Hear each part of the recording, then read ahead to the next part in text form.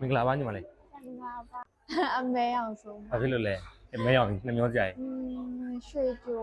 finalist ဆိုတော့ရွှေကြိုဆိုလို့ရှိရင်မဲမရတယ်လေအဲ့ဒါဆိုပြီးမဲအောင် ရွှေရောတိတ်မကြသေးဘူးတင် ဟုတ်တယ်မကြသေးဘူး နှမျောတော့နှမျောကြရည် ဟာဆိုထားပြန်ပြီးတော့ နှမျောတော့နှမျောကြရည်နော်အဲ့ဆိုရင်ကအမဲကဘယ်လိုလဲဟိုမဲလေးရလိမ့်ပဲအဲ့လိုပဲလား ဟုတ်အမဲရတယ်ဟုတ် မဲလဲရတယ် အမဲရတယ်ဟုတ် ပြန်မစိုးတော့ဘူးလား ပြန်မစိုးရင်တော့ဒီထက်သပင်ကပြဖို့တော့ပြောင်းမှုဖြစ်နေပြီ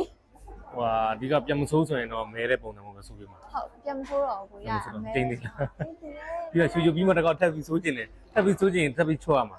ဟုတ်တယ်ရပါတယ်ဖက်ချွန်းတဲ့ကလုံးဖြစ်တော့မှာ โอเคအဲ့ဆိုလဲကြာမဲပေးလိုက်မယ်ရိုးရိုးလေးပဲပေါ့ ဟုတ် โอเคနော်โอเคအဲ့ဆိုစမယ် ဟုတ် โอเคကင်မရာတစ်ချက် Say